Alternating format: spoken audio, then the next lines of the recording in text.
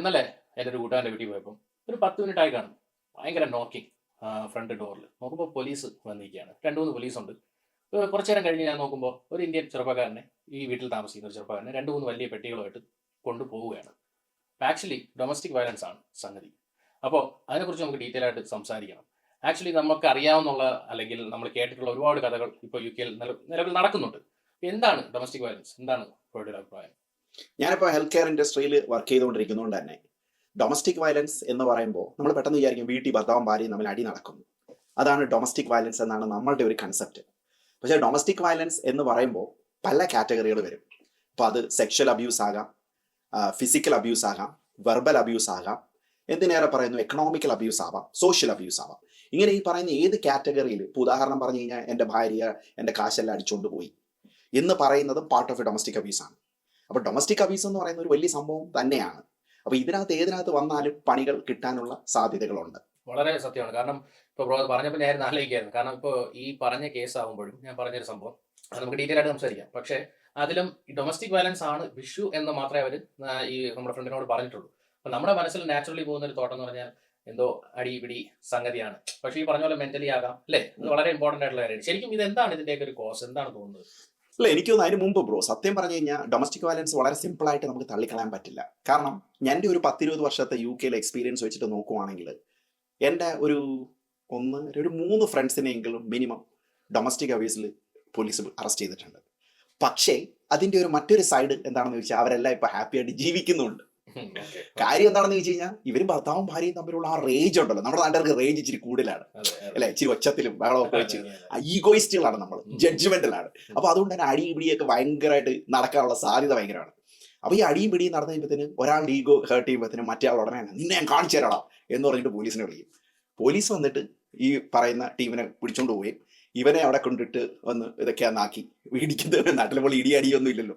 Police അവിടെ കൊണ്ട് ജയിലിലൊക്കെ വന്നിട്ട് വരുമ്പോഴത്തേന് ആള് ചിന്തിക്കും, ആ സമയം കിട്ടും, എന്തോ പക്ഷെ ഞാൻ ചെയ്ത തെറ്റായില്ലേ.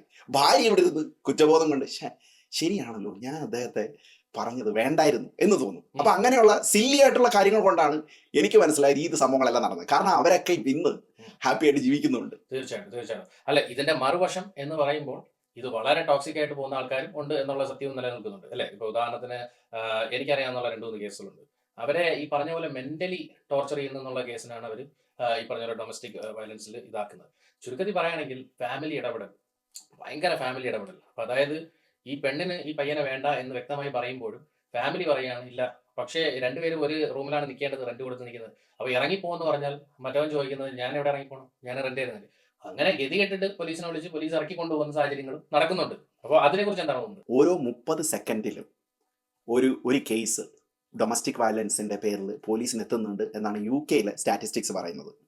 അതേസമയം തന്നെ നമ്മുടെ നാട്ടിലെ സ്റ്റാറ്റിസ്റ്റിക്സ് എടുത്തു നോക്കിക്കഴിഞ്ഞാൽ 10%, അതായത് 100-ൽ 10 പേര് ഡൊമസ്റ്റിക് വയലൻസിന് വിക്ടിംസ് ആണ് എന്നും പറയുന്നുണ്ട്. അപ്പൊ സത്യം പറഞ്ഞാൽ ആലോചിച്ച് നോക്കിയാൽ ഇത് എത്ര പേര് റിപ്പോർട്ട് ചെയ്യുന്നുണ്ട് എന്നുള്ളത് ഒരു സംഭവമാണ്. പല ആൾക്കാരും ഇത് മനസ്സിൽ വെച്ചേക്കും അല്ലേ, അതാണ് സംഭവിക്കുന്നത്. അല്ല, കറക്റ്റാണ്. കാരണം എനിക്ക് തോന്നുന്നു നാടും ഇവിടെയായിട്ട് കമ്പയർ ചെയ്യാൻ പറ്റില്ല എന്ന് തോന്നുന്നു അല്ലേ. കാരണം നാട്ടിലെന്ന് പറയുമ്പോൾ ഈ പറഞ്ഞ പോലെ ആൾക്കാർ സൊസൈറ്റി ഇൻഫ്ലുവൻസ് ഭയങ്കര കൂടുതലാണ്. അപ്പോൾ സ്വാഭാവികമായിട്ട് ഒരു ഡൊമസ്റ്റിക് അബ്യൂസ് നടന്നാലും അത് ചിലപ്പോൾ ഇപ്പോഴത്തെ ഒരു തെറ്റിദ്ധാരണ അല്ലെങ്കിൽ ചിലപ്പോൾ ഇപ്പോഴത്തെ ഒരു ഇതായിരിക്കാം എന്ന് പറഞ്ഞ് ആശ്വാസപ്പെടുത്തുന്നതാണ് കൂടുതലെന്ന് എനിക്ക് ഫീൽ ചെയ്യാറുണ്ട്. പക്ഷെ ഇവിടെ ഈ പറഞ്ഞ പോലെ ഇൻഡിപെൻഡൻസി ഉള്ളതിന്റെ ഒരു ബലമാണ് എനിക്ക് തോന്നുന്നത് അല്ലേ. പലപ്പോഴും ഞാൻ ആലോചിക്കുന്നത് നാട്ടിലൊക്കെ കേസ് വിളിക്കാനാണെങ്കിൽ ഞാനൊക്കെ വളർന്നു വന്ന കാലഘട്ടത്തിൽ ഇവിടെ വഴക്ക്, അപ്പുറത്തെ വീട്ടിൽ വഴക്ക്, അതിനിപ്പുറത്തെ വീട്ടിൽ വഴക്ക്, പാത്രം എടുത്തെറിയുന്നു എന്നൊക്കെ പറഞ്ഞ് എന്തൊക്കെ സംഭവങ്ങൾ നടക്കുന്നു. പക്ഷെ അങ്ങനെ ആ കാലഘട്ടത്തിൽ എല്ലാവരും പോലീസിനെ വിളിക്കുമായിരുന്നെങ്കിൽ എന്തൊക്കെ സംഭവിച്ചേനെ എന്നും ആലോചിക്കണം.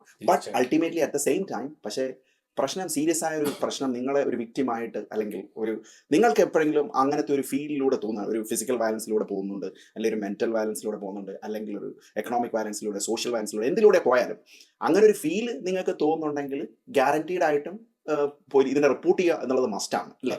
കാരണം ആ സിറ്റുവേഷനിൽ നിങ്ങൾക്ക് ഗെറ്റ് ഔട്ട് ചെയ്യണമെന്ന് നിങ്ങൾ ആഗ്രഹിക്കുന്നുണ്ടെങ്കിൽ 100% റിപ്പോർട്ട് ചെയ്യുക. നിങ്ങൾക്ക് അതിനുശേഷം ഒരു സേഫ് പ്ലേസ് വരുന്നതായിരിക്കും.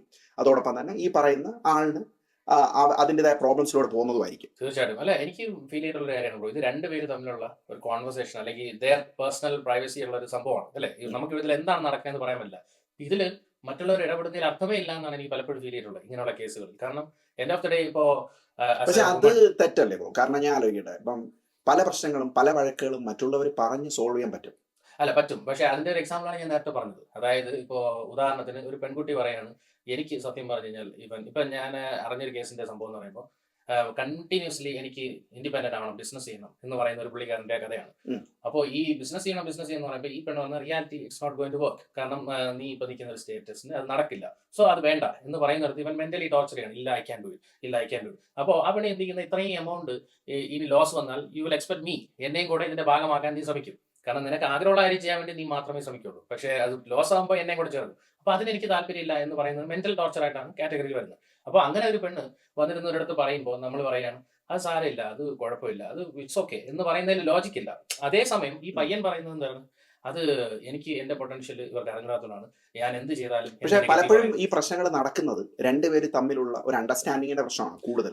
അവിടെയാണ് ഞാൻ പറഞ്ഞത് ബ്രോ. അതായത് അണ്ടർസ്റ്റാൻഡിംഗ് എന്ന് നമ്മുടെ ഒരു കാഴ്ചപ്പാടല്ലേ. ഇപ്പൊ ഞാൻ ചോദിക്കുന്നത് ഇതിൽ ആര് പറയുന്നതാണ് കറക്റ്റ് എന്ന് ബ്രോയ്ക്ക് പറയാൻ പറ്റും? ഇല്ല, ആരും പറയുന്നത് എവിടെ പ്രശ്നം എവിടെയാണെന്ന് വെച്ചാൽ നമ്മൾ ഒരാളുടെ സൈഡ് നിൽക്കുമ്പോഴാണ് ബ്രോ പറയുന്നത് മനസ്സിലാവുന്നത്. ഇപ്പൊ നമ്മൾ ആസ് എ മീഡിയേറ്റർ നമ്മളുടെ മുന്നിൽ ഇപ്പൊ ആരെങ്കിലും ഒരാൾ വരികയാണ്, വന്നിട്ട് പറയാണ് ഇങ്ങനെ ഒരു പ്രശ്നമുണ്ട് എന്ന് പറയുമ്പോൾ ആ രണ്ട് സൈഡും കേൾക്കാനുള്ള ഒരു ഇത് നമുക്ക് അത്യാവശ്യമാണ്. അങ്ങനെ ഒരാളെ സത്യം പറഞ്ഞ മീഡിയേറ്റർ ആയിട്ട് നിൽക്കാവും.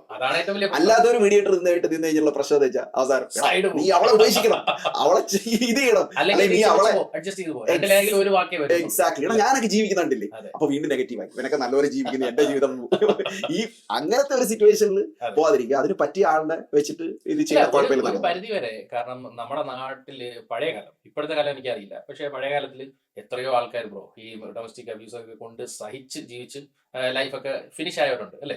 അതേപക്ഷം ഇപ്പൊ ഈ പറയുന്ന ചെറുപ്പക്കാർ ഈ പ്രായത്തിൽ ചിന്തിക്കുകയാണെങ്കിൽ ഇറ്റ്സ് എ നോൺസെൻസ്, ഇങ്ങനെയുള്ള ഒരാളുടെ കൂടെ ഞാൻ ജീവിക്കുന്നതിനേക്കാൾ എലോൺ ആയിട്ട് നിൽക്കുന്നത് എന്താണ് ഗുഡ് ഡിസിഷൻ എന്നല്ലേ ബ്രോയ്ക്ക് തോന്നുന്നു? അതിനെ കുറിച്ച് എന്താണ്? അല്ല, അതിനകത്ത് ഒരു കാര്യം എന്ന് വെച്ചാൽ ബ്രോ, ഇപ്പം അതായത് ഇപ്പൊ ഇവിടെ UK വന്നിട്ടുള്ള ഒരു സംഭവം നമുക്കറിയാം.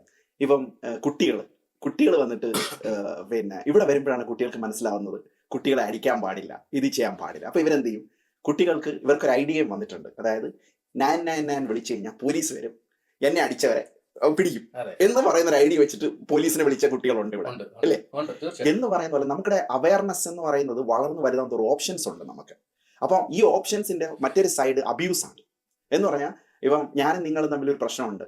സത്യം പറയാൻ ചിലപ്പോൾ ഹസ്ബൻഡ് വലിയ പ്രശ്നക്കാരനായിരിക്കില്ല, അല്ലെങ്കിൽ ചിലപ്പോൾ വൈഫ് വലിയ പ്രശ്നക്കാരി ആയിരിക്കില്ല. പക്ഷേ എനിക്ക് അവളോട് ഈഗോ ഉണ്ട്, അവൾക്ക് അല്ലെങ്കിൽ തിരിച്ച് അവൾക്ക് എന്നോട് ഈഗോ ഉണ്ടെങ്കിൽ എനിക്ക് വേണമെങ്കിൽ വിളിച്ചതൊരു അബ്യൂസ് ആക്കി മാറ്റാം. അങ്ങനെയുള്ള അതായത് ആ ഒരു ഡൊമസ്റ്റിക് അബ്യൂസിന്റെ ഒരു കാറ്റഗറി അബ്യൂസ് ചെയ്യുന്ന ആൾക്കാർ അല്ലെ, അതല്ലേ ഉദ്ദേശിച്ചത്? തീർച്ചയായിട്ടും. അല്ല, അതാണ് ഇതിന്റെ ചാലഞ്ച് എന്ന് ഞാൻ പറയുന്നത്. കാരണം ഇതിൽ ആര് പറയുന്ന സത്യം നമുക്ക് പറയാനില്ല. എന്റെ ഓഫ് ദ ഡേ അങ്ങനെയുള്ള ഒരു സെപ്പറേറ്റ് ആയി പോകുന്നതല്ലേ നല്ലത്. കാരണം ഇതിൽ ആര് പറയുന്ന സത്യം, ആരുടെ കൂടെ നിൽക്കണം ചിന്തിക്കുന്നതിനാലും ഞാൻ അതാണ് വിശ്വസിക്കുന്നത്. ഞാൻ വിശ്വസിക്കുന്നത് I think every problem has A solution.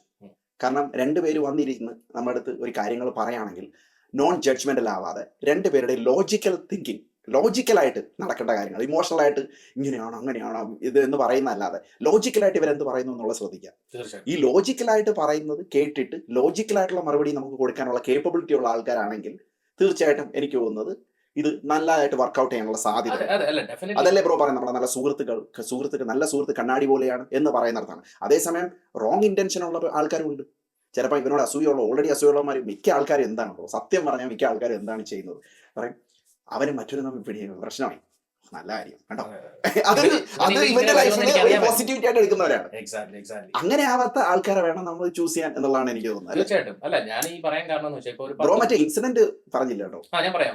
വേറൊരു ഇൻസിഡന്റ് കൂടെ പറയാം. ഒരു 13-15 വർഷമായിട്ട് ഒരുമിച്ച് ജീവിക്കുന്ന 2 കുട്ടികളൊക്കെ ഉള്ള ഒരു ഫാമിലിയാണ്, എനിക്ക് അറിയാവുന്ന ഒരു ടീമാണ്. അപ്പം അവര് നാട്ടിൽ സ്ട്രഗിൾസിലൂടെ എല്ലാം പോയവരാണ്, ഇതിലെല്ലാം ഒരുമിച്ച് നിന്നവരാണ്. ഇവിടെ വന്നപ്പോൾ അവര് ഒരാൾ വർക്ക് ചെയ്യുന്ന ഫുൾ ടൈം, ഒരാൾ ഡിപ്പെൻഡന്റ് ആണ്. അപ്പൊ ഈ പുള്ളിക്കാരന് കള്ളുകുടിയുടെ സ്വഭാവമുണ്ട്. അപ്പൊ അത് സ്ഥിരമാണ്, നോർമൽ. അപ്പൊ അത് അവിടെയും നാട്ടിൽ നടന്നുകൊണ്ടിരുന്ന ഒരു കാര്യമാണ്. പക്ഷെ ഇവിടെ വന്ന് ഇത് തുടങ്ങിയിട്ട് പിന്നെ അതിന്റെ കൂടെ ചെറിയ സംശയമുണ്ട്, അതിന്റെ ഒരു ആഫ്റ്റർ എഫക്ട് ഉണ്ടാവില്ല കള്ളിന്റെ. അപ്പൊ ഇങ്ങനെ വന്നപ്പോ ഈ പെണ്ണെടുത്തൊരു ഡിസിഷൻ എന്ന് പറയുമ്പോൾ കുട്ടികളെ ഹാൻഡിൽ ചെയ്യാൻ എനിക്ക് പറ്റും, എന്തിനാണ് ഞാൻ ഇങ്ങനെ ഒരാളെ സഹിക്കേണ്ടത് എന്ന് ചിന്തിക്കുന്നത് എന്റെ ഒരു അഭിപ്രായത്തിൽ നല്ലൊരു തീരുമാനമായിട്ടാണ് എനിക്ക് തോന്നുന്നത്. കാരണം ഡൊമസ്റ്റിക് അബ്യൂസ് ആണ് ഈ പറഞ്ഞ പോലുള്ള ഇത് മെന്റലി ഇട്ട് ടോർച്ചർ ചെയ്ത് ചുമ്മാ 24 മണിക്കൂർ സംശയരോഗം അത് ഇത് എന്ന് പറയുമ്പോൾ ഫ്രീഡമാണ്. നമ്മൾ നേരത്തെ ഇതിനു മുമ്പ് ഈ ടോപ്പിക്കിന് മുമ്പ് സംസാരിച്ച ഒരു കാര്യമാണ് അത്. സത്യം പറഞ്ഞാൽ ഒരു ഫ്രീഡം എന്ന് പറയുന്ന ഒരു സാധനം എനിക്ക് കിട്ടുമ്പോൾ എനിക്ക് ഓപ്ഷൻസ് ആണ്. അതാണ് ഓപ്ഷൻസിന്റെ ഗുണം, അതാണ് ഓപ്ഷൻസിന് ദോഷമുണ്ട്. എല്ലാത്തിനും അതിന്റേതായ ഗുണവും ദോഷവും. ഒരു ദോഷം ഉദാഹരണം പറഞ്ഞു എന്തായിരിക്കാം എന്ന് വെച്ച് കഴിഞ്ഞാൽ ഇതിന്റെ ഒരു ദോഷം വശം എന്തായിരിക്കും എന്ന് പറഞ്ഞാൽ ഏതിന്റെ ദോഷം വശം? ഇപ്പൊ പറഞ്ഞ പോലെ ഇതിന്റെ ഫ്രീഡം കിട്ടുമ്പോൾ ഗുണങ്ങൾ നമ്മളിപ്പോ പറഞ്ഞില്ലേ, ഫോർ എക്സാമ്പിൾ ഈ പറഞ്ഞ പോലെ ചോയ്സ് വരും. എന്തിനാണ് ഞാൻ ഇങ്ങനെ ജീവിക്കുന്നത്? വൈ കാണ്ട് ഐ ബി ഇൻഡിപെൻഡന്റ് എന്ന് നമ്മൾ ചിന്തിക്കുന്ന പോലെ ഇത് ഈ കിട്ടുന്ന ഫ്രീഡം ദോഷമാവുന്നത് എവിടെയായിരിക്കാം? അത് ദോഷമാവുന്ന എവിടെയാണെന്ന് ചോദിച്ചു കഴിഞ്ഞാൽ, ഇപ്പം അടക്കാനാവാത്ത ആഗ്രഹങ്ങളുള്ള ആൾക്കാരുണ്ട്. എന്ത് കിട്ടിയാലും സംതൃപ്തിയാവാത്ത ആൾക്കാർ. അങ്ങനെയുള്ള ആൾക്കാർക്ക് ഇങ്ങനെയുള്ള ഓപ്ഷൻ കിട്ടുമ്പോഴാണ് ദോഷമായിട്ട് മാറുന്നതെന്നാണ് എനിക്ക് തോന്നുന്നത്. കാരണം വളരെ വളരെ സംഭവം. അവരൊരിക്കലും സംതൃപ്തരല്ല. അവർ ചിലപ്പോൾ നല്ല ലൈഫിലൂടെ ആയിരിക്കും അവർ പോകുന്നത്, പക്ഷെ അവരുടെ ആഗ്രഹങ്ങൾ വൈഡാണ്. അപ്പോൾ അത് സ്പ്രെഡ് ചെയ്യാൻ വേണ്ടി അവർ ഇങ്ങനെ അതിലേക്ക് പോയിക്കൊണ്ടിരിക്കും. വളരെ ശരിയാണ്. കാരണം ഇതാണ് ഇതിന്റെ മറുവശം. ബ്രോ പറഞ്ഞ പോലെ ഇപ്പം ചില ഈ നമ്മൾ ഈ യൂട്യൂബേഴ്സ് ഒക്കെ പല വീഡിയോസ് ഞാൻ കാണാറുണ്ട്. ഇപ്പൊ ചില പുള്ളികളുണ്ട്, പേരുകളും ഓർമ്മ വരുന്നില്ല. അപ്പം അവർ പറഞ്ഞ വീഡിയോസ് ഞാൻ കേട്ടെന്ന് പറയുമ്പോൾ ആ പുള്ളിക്കാരിക്ക് വേറെ റിലേഷൻഷിപ്പ് ഉണ്ട്. സോ അപ്പോൾ അതുകൊണ്ട് എന്നെ വേണ്ട എന്ന് പറയുകയാണ്. ഇപ്പം ഞാൻ ഒറ്റപ്പെട്ടു, ഞാനാണ് ഇതിനു വേണ്ടി ഈ പ്രോസസ്സിലെല്ലാം സ്ട്രഗിൾ ചെയ്ത് കൂടെ വന്ന ഒരാൾ എന്ന് പറയുന്ന ഒരു ആസ്പെക്ട് ഇതിലുണ്ട്. ഇതിൽ ഏതാണ് സത്യം? ഭയങ്കര അല്ലെ? കോംപ്ലിക്കേറ്റഡ് ആണ് ബ്രോ ഹ്യൂമൻ ലൈഫ് എന്ന് പറയുന്നത്. ഈ പറയുന്ന ഈ പുള്ളിക്കാരൻ എന്തുകൊണ്ടാണ് ഈ പുള്ളിക്കാരത്തി എന്നെ വേണ്ട എന്ന് പറയുന്ന ഒരു സാഹചര്യം വന്നതെന്ന് ആദ്യം ചിന്തിക്കണം. ഓരോരുത്തരും അവരുടെ റെസ്പോൺസിബിലിറ്റി എടുത്താൽ തന്നെ എനിക്ക് തോന്നുന്നത് ഞാൻ ഇൻഡിവിജ്വലായിട്ട് ഞാൻ ആരാണെന്നും സെൽഫായിട്ട് എനിക്ക് ജീവിക്കാൻ പറ്റുന്ന ഒരു കപ്പാസിറ്റി ഉള്ള ആളാണെന്നും മനസ്സിലാക്കുന്നിടത്ത് വലിയ പ്രശ്നങ്ങൾ വരത്തില്ല, അല്ലേ? അതെ. അല്ല അല്ല അവിടെയാണ് പ്രശ്നം ബ്രോ. ഇപ്പം ഈ പറഞ്ഞ ഒരു കേസ് ബ്രോ ഒന്ന് ആലോചിച്ച് നോക്കുക. അതായത് നാട്ടിൽ നിന്ന് വരുന്ന സമയത്ത് ഞാൻ നിന്റെ കൂടെ ഈ പൈസ എല്ലാം ഞാൻ ഒരുമിച്ചാണ് നമ്മൾ ഷെയർ ചെയ്തത്. പിന്നെ ഈ പ്രോസസ്സിനെല്ലാം ഞാൻ നിന്റെ കൂടെ വന്നു. ഇവിടെ വന്ന് ഈ സ്ട്രഗ്ലിംഗ് ടൈമിലും ഞാൻ നിന്റെ കൂടെ ഉണ്ടായിരുന്നു. ഇപ്പൊ ഇതെല്ലാം കഴിയുമ്പോൾ നീ എന്നെ ഇട്ട് കളയുന്നു എന്ന് പറയുന്നിടത്ത് they will feel very bad. അപ്പൊ ആ ഒരു സാധനം ഇതിൽ അവിടെയും കിടപ്പുണ്ട്. കുഴപ്പം എന്താണെന്നറിയുമോ? അവിടെയും ചിന്തയാണ് പ്രശ്നം. എന്തിനാണ് നീ പറയുന്ന സാധനങ്ങളെല്ലാം നീ ഒരാൾക്ക് വേണ്ടി ത്യാഗം ചെയ്തത് എന്നുള്ളൊരു ചോദ്യമുണ്ട്. ഉണ്ട്. പക്ഷേ അവിടെ റിലേഷൻഷിപ്പ് അങ്ങനെയാണല്ലോ എപ്പോഴും ആ. വർക്കൗട്ട് ആവുന്ന അങ്ങനെയാണല്ലോ. അതായത് നമ്മുടെ കൂടെ ഉള്ള ആൾക്ക് വേണ്ടി നമ്മൾ ചെയ്യുമ്പോൾ നമ്മൾക്ക് ചെയ്യുന്ന പോലെയാണല്ലോ ചിന്തിക്കുന്നത്. പക്ഷെ അവിടെ പറ്റിക്കപ്പെട്ടു അല്ലെങ്കിൽ വഞ്ചിക്കപ്പെട്ടു എന്നുള്ള ഒരു ഫീലിംഗ് വരുന്ന കുറെ ആൾക്കാരുണ്ട്. അവിടെയാണ് നമ്മൾ എനിക്ക് തോന്നുന്നു കുറച്ച് വെസ്റ്റേൺ സൊസൈറ്റിയെ കണ്ടുപഠിക്കേണ്ട ഒരു സംഭവം വരുന്നത്. ഉദാഹരണം ഇപ്പം ഉദാഹരണം പറഞ്ഞു കഴിഞ്ഞാൽ വെസ്റ്റേൺ സൊസൈറ്റിയിൽ ഇവര് രണ്ടുപേര് തമ്മിൽ പിരിഞ്ഞാലും നമ്മളിപ്പോൾ കണ്ടുപിടിച്ച് വരുന്നുണ്ട്, പണ്ടില്ലായിരുന്നു. രണ്ടുപേര് തമ്മിൽ പിരിഞ്ഞാലും ഈ രണ്ടുപേരും തമ്മിൽ കൃത്യമായ ഒരു വഴിയിലൂടെ പോകാനുള്ള അല്ലെ വലിയ പ്രശ്നങ്ങളോ അടികളോ വഴക്കുകളോ ഒന്നും ഇല്ലാതെ കുട്ടികളെ പോലും കാണാനുള്ള ഒരു സൊല്യൂഷൻ ഇവിടെയുണ്ട്, അല്ലേ? ഉം. എക്സിനെ പോലും ഒരുമിച്ച് ഒരു പാർട്ടി കണ്ട അവർക്ക് ഞെട്ടലുമില്ല, പ്രശ്നമില്ല, കൈ കൊടുത്ത് സന്തോഷമായിട്ട് അവർ പിരിയുന്നു. അപ്പം അത് പതുക്കെ നമ്മുടെ സിനിമയൊക്കെ മൂലവും പല കാര്യങ്ങൾ മൂലം പല നാട്ടിലേക്ക് മീഡിയത്തിലൂടെ അത് കൊണ്ടുവരുന്നു. കൊണ്ടുവരുന്നുണ്ട്. പക്ഷേ ഇതെല്ലാം പറയുമ്പോഴും ബ്രോ പറഞ്ഞ പോലെ യുകെയുടെ സ്റ്റാറ്റിസ്റ്റിക്സ് നേരത്തെ പറഞ്ഞല്ലോ. അപ്പം എത്രയായിരുന്നു? 10-ൽ 3 പേരോ? 30 സെക്കൻഡിൽ ഒരു കോള്. 30 അതിലെ സെക്കൻഡിൽ ഏറ്റവും ഒരു കൂടുതൽ call. സ്ത്രീകളാണ്. 90% കൂടുതൽ സ്ത്രീകളാണ് പ്രശ്നത്തിന് ഇരയാവുന്നത്. അവിടെയാണ് ഞാൻ പറയാൻ വന്നത്. അതായത് ഇത് നടക്കുന്നത് യുകെയിലാണ്.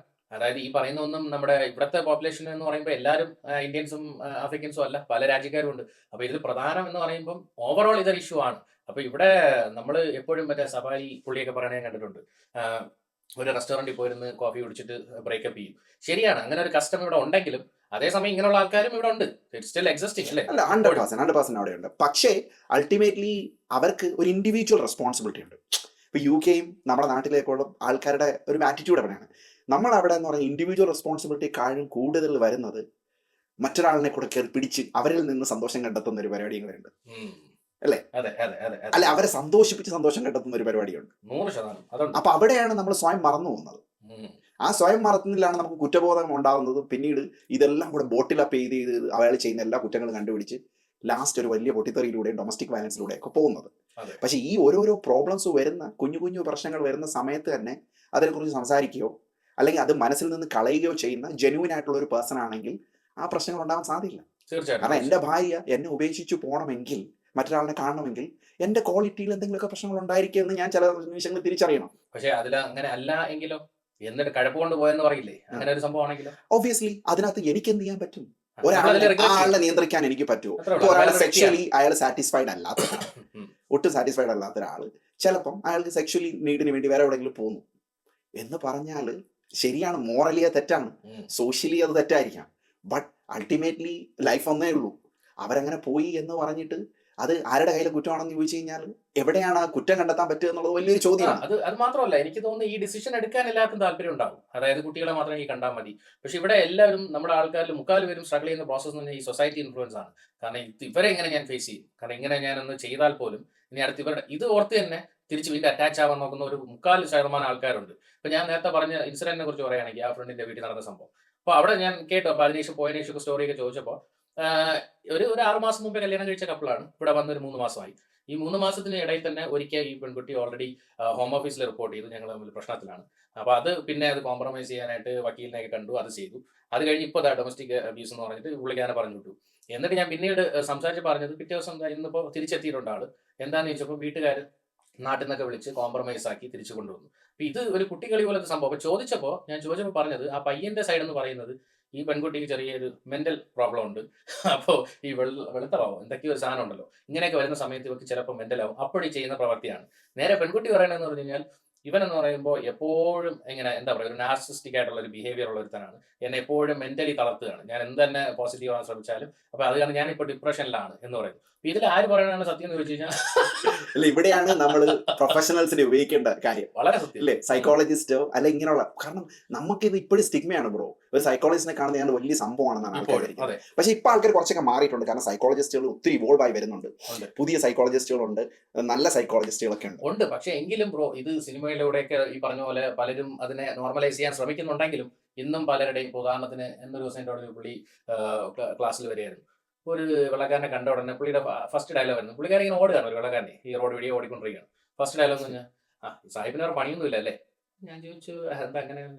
അല്ല, ഇവർക്ക് രാത്രി വരെ ഇരുന്ന് കള്ളു കുടിക്കുക, രാവിലെ നമ്മൾ ഇതുപോലെയൊക്കെ എന്തെങ്കിലും ഓടുക. നമ്മൾ ജഡ്ജ് ചെയ്ത് കഴിഞ്ഞു എന്ന് പറയുന്ന പോലെ ഇന്നും ഇതുപോലെയുള്ള ആൾക്കാരൊക്കെ ഇഷ്ടം പോലെ ഉണ്ട് ബ്രോ. അപ്പൊ നമ്മൾ പറയുന്ന പോലെ സൈക്കോളജിസ്റ്റിനെ കാണുന്നത് ഓക്കെ ആണെന്ന് പറയുമ്പോൾ അവൻ നമ്മുടെ ഫ്രണ്ടിൽ തലയാട്ടിയാലും is never going to do it എന്നുള്ളൊരു സാധനം എപ്പോഴും ഉണ്ട്.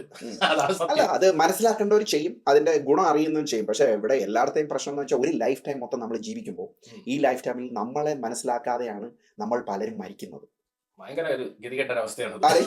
അല്ലേ, നമ്മുടെ എൻഡിൽ അവസാനം ചാവാൻ കിടക്കുമ്പോഴും ഞാൻ മറ്റാരോ ആണ് എന്ന് പറഞ്ഞിട്ടാണ് മരിക്കുന്നവരുണ്ട്.